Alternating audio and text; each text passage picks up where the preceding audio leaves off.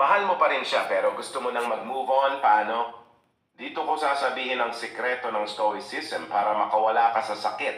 Alam ko, mahirap ang mag-move on lalo na kung may natitira pang feelings. Parang may apoy na di mo kayang apuin sa loob. Pero paano kung sasabihin ko sa'yo na may paraan na hindi ka magpaka-emotional?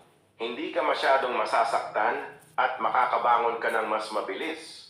Gamit ang isang pilosopiyang matagal nang ginagamit para sa ganitong problema. Iyan ang Stoicism. Sa video na ito, simulan natin sa mga unang hakbang para maintindihan mo ang puso ng Stoicism kung paano ka makaka-move on kahit hindi mo pa nakakalimutan.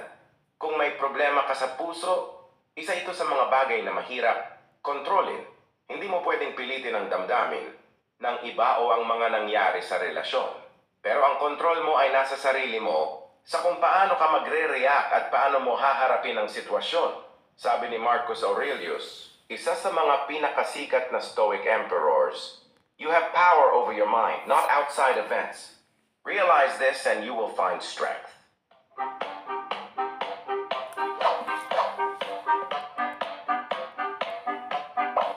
Ang ibig sabihin, hindi mo kontrolado kung may feelings pa siya o wala.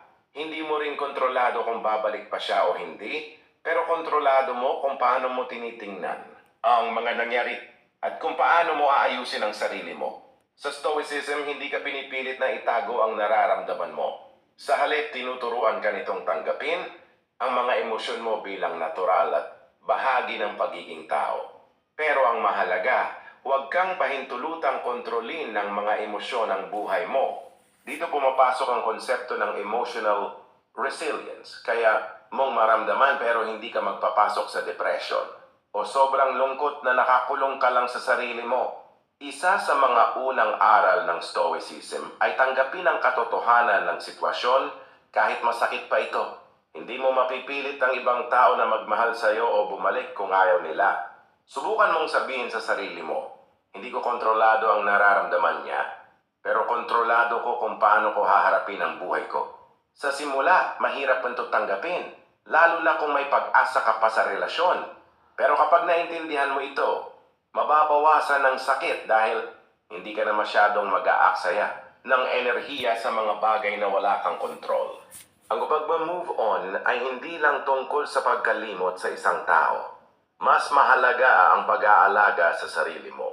Sa halip na mag-focus ka sa nakaraan o sa taong iniwan ka, i-channel mo ang attention mo sa pagpapabuti ng iyong kalusugan, pisikal at mental, pag-aaral ng bagong skills o hobbies, pagpapalakas ng iyong mindset, gamit ang meditation o journaling, pwede ang Stoic journaling.